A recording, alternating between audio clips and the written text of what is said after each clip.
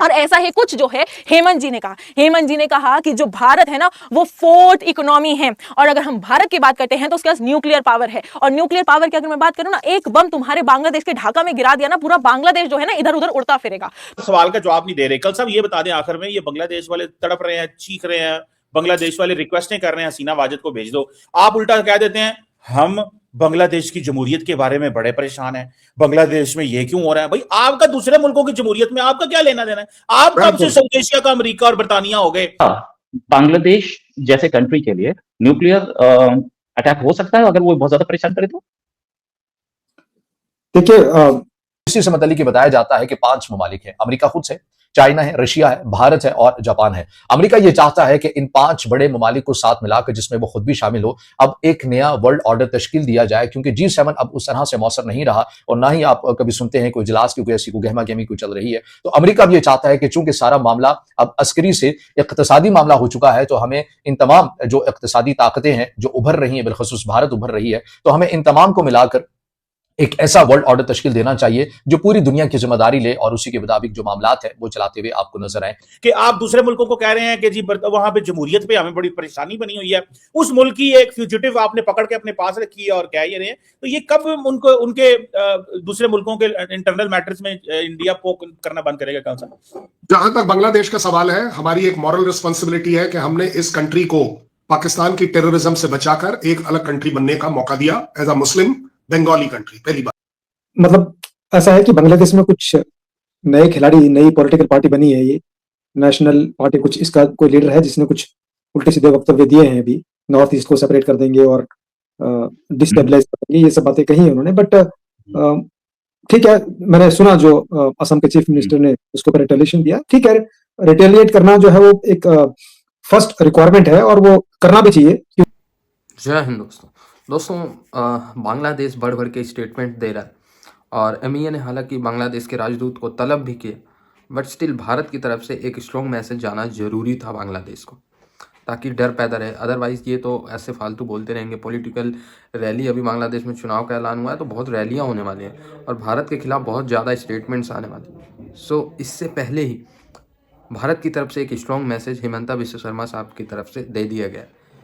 ये नहीं कहा है कि हमने कि परमाणु बम से सीधा मार ही देंगे, बट विश्व शर्मा साहब ने ये कहा है कि भारत दुनिया की चौथी बड़ी अर्थव्यवस्था है, आज के समय में तीसरी भी बनने जा रही है, बट चौथी बड़ी है, और साथ ही साथ हम न्यूक्लियर कैपेबल स्टेट्स।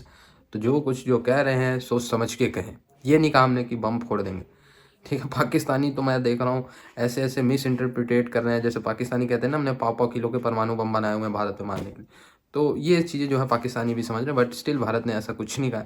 बस भारत ने बांग्लादेश को चेताया है। उसके जवाब में जो बांग्लादेश बार बार ये कह रहा है कि हम भारत के जो 7 सिस्टर स्टेट्स हैं इनको अलग कर देंगे, तो उसका जवाब है, कोई मूंगफली नहीं है कि अलग कर दो, तोड़ दो, ठीक है। वो चीज़ें जो है भारत ने बांग्लादेश को बताया। बांग्लादेश की मीडिया में भी ये चीज़ें हाईलाइट्स हो रही हैं कि इंडिया ने पहली बार न्यूक्लियर को लेकर बात की है बांग्लादेश के ऊपर। तो भाई बात की जाएगी, जब आपने पहली बार बात कर दी कि हम भारत के 7 सिस्टर स्टेट्स को अलग कर देंगे, तो वाई नॉट हम न्यूक्लियर की बात क्यों ना करें, ठीक है। और पाकिस्तान जो है बांग्लादेश का इस समय हिमायती बना हुआ है। कमर चीमा जैसे पत्रकार लगे हुए हैं कि भारत बांग्लादेश पे क्यों बात कर रहा है। भाई बांग्लादेश हमें थ्रेट करेगा तो हम बांग्लादेश की आरती उतारेंगे, ठीक है। बांग्लादेश भारत में मुस्लिमों के ऊपर बात कर रहा है, बांग्लादेश हिंदू के मंदिर तोड़ रहा है, हिंदुओं को जो है प्रताड़ित कर रहा है, तो हम क्यों ना बात करें।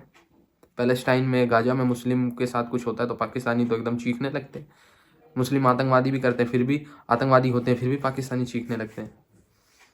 सवाल का जवाब नहीं दे रहे। कल साहब ये बता दें आखिर में, ये बांग्लादेश वाले तड़प रहे हैं, चीख रहे हैं, बांग्लादेश वाले रिक्वेस्टें कर रहे हैं हसीना वाजिद को भेज दो, आप उल्टा कह देते हैं हम बांग्लादेश की जमहूरियत के बारे में बड़े परेशान हैं, बांग्लादेश में ये क्यों हो रहा है। भाई आपका दूसरे मुल्कों की जमहूरियत में आपका क्या लेना देना है? आप कब से साउथ एशिया का अमेरिका और बर्तानिया हो गए कि आप दूसरे मुल्कों को कह रहे हैं कि जी वहां पे जमहूरियत पे हमें बड़ी परेशानी बनी हुई है, उस मुल्क की एक फ्यूजिटिव आपने पकड़ के अपने पास रखी है और कह ये रहे हैं, तो ये कब उनको उनके दूसरे मुल्कों के इंटरनल मैटर्स में इंडिया पोक करना बंद करेगा? कौन सा?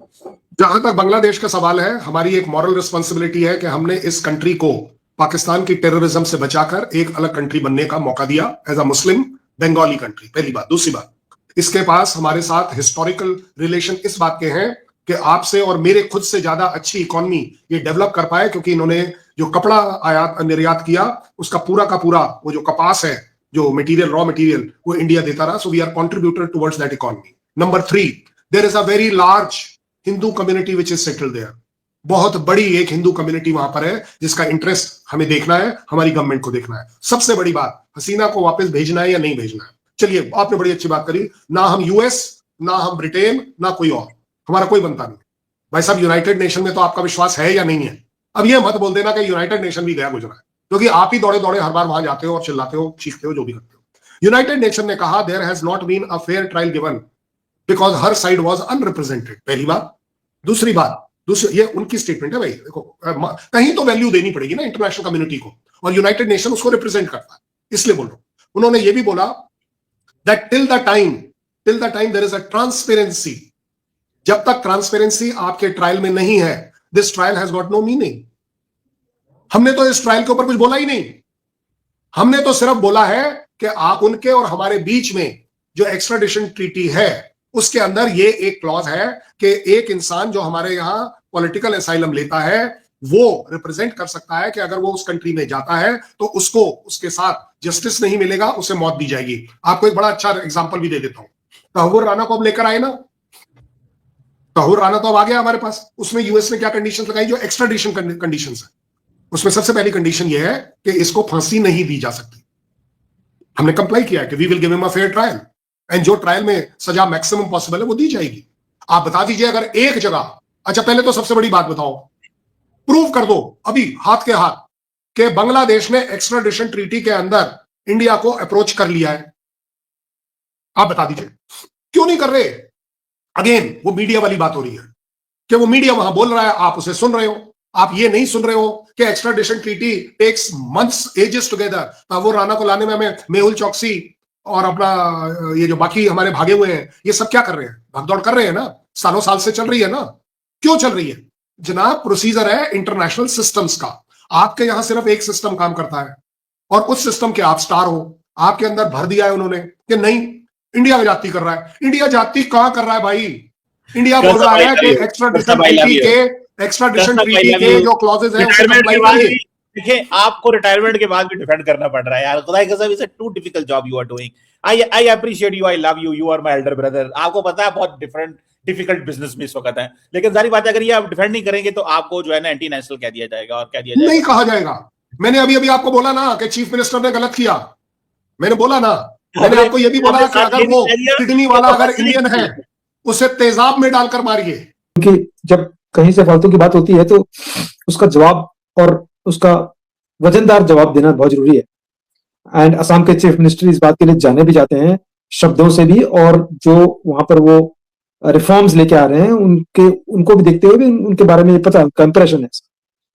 बांग्लादेश की इकोनॉमी $400 बिलियन के आसपास की इकोनॉमी है. भारत अब जल्दी ही 5 ट्रिलियन की इकोनॉमी बन जाएगा. बांग्लादेश अभी कुछ टाइम तक, जब तक बीएनपी पावर में थी तो अच्छी प्रोग्रेस कर रहा था, अच्छे रास्ते पर था. बट उसके बाद जब से वहां पर ये चेंज हुआ है और वो जो जबरदस्ती के लीडर एक उनके हैं, जो आज के में सरकार के रिप्रेजेंटेटिव हैं, प्राइम मिनिस्टर तो कोई नहीं है वहां पर, तो थोड़ा सा वहां पर कुछ एक लोगों को दिमाग में थोड़ा सा फितूर चढ़ाया है. आईएसआई थोड़ा सा उनको धक्का मार रही है, तो वो कभी कभार जोश में आके ऐसी मैं कहूंगा कि बहकवी बातें कर देते हैं. बाकी बांग्लादेश लाइक है नहीं कि भारत को वहां पर न्यूक्लियर पावर इस्तेमाल करने की जरूरत पड़े. बांग्लादेश की ओवरऑल मिलिट्री पावर जो है वो किसी कंपैरिजन में नहीं, किसी खाते में नहीं बैठती है. तो ठीक है, वहां पे बात की जी, वहां पाकिस्तानी सेना बैठी है, अमेरिकन सेना बैठी है, दोनों बैठी हैं, वो दोनों ट्रेन कर रहे हैं. अभी रिसेंटली चाइनीज जेट्स खरीद रहे हैं. बांग्लादेश को लड़ना किससे? इंडिया से ही ना. और तो कोई, एक साइड म्यांमार, एक साइड इंडिया, एक साइड बंगाल, 3 साइड से इंडिया है. तो बांग्लादेश किससे लड़ेगा? मुझे तो लगता है कि जितनी भी वो अपनी सेना की कैपेबिलिटीज बढ़ा रहा है बांग्लादेश, सारी इंडिया के लिए बढ़ा रहे हैं. नहीं, मैं बिल्कुल, जो आपने बात कही है लॉजिकल बात है कि ऑब्वियसली बांग्लादेश की जो सीमाएं हैं वो हमारे साथ ही हैं. हम ही उनके जो है पड़ोसी हैं एक ढंग से. तो और तो कोई पावर है नहीं नजदीक में. लेकिन बांग्लादेश में मेरा मानना है ये कि चाहे वहां पर ये अभी सत्ता का फेरबदल हुआ है, अभी इलेक्शंस होंगे वहां पर मार्च अप्रैल में, लेकिन बांग्लादेश में अभी भी सेंसिबल लोग हैं कुछ जो पाकिस्तान की राह पर नहीं चलना चाहेंगी, क्योंकि पाकिस्तान की क्या हालत हुई है इस रास्ते पर चलकर वो उनके सामने प्रूफ है। मेरी कुछ लोगों से बातचीत भी हुई है पिछले 2-3 दिनों में, कुछ बांग्लादेश के लोगों से, तो वो इस चीज को जानते हैं, पहचानते हैं, समझते हैं कि उनको पाकिस्तान के रास्ते पर नहीं चलना। और मैं उम्मीद करता हूं कि वो पॉजिटिविटी उनके बीच में दोबारा से आएगी और बांग्लादेश फिर से उस प्रोग्रेस की राह पर चलेगा जिस राह पर वो चल रहा था जब तक हमारे साथ उनके अच्छे रिलेशन थे। भारत उनको पूरी तरह सपोर्ट कर रहा था, पर फिर भी अगर बांग्लादेश में ये हालात जैसे हैं वैसे बने रहते हैं और इस टाइप के वक्तव्य देते रहते हैं तो उनका ट्रीटमेंट करने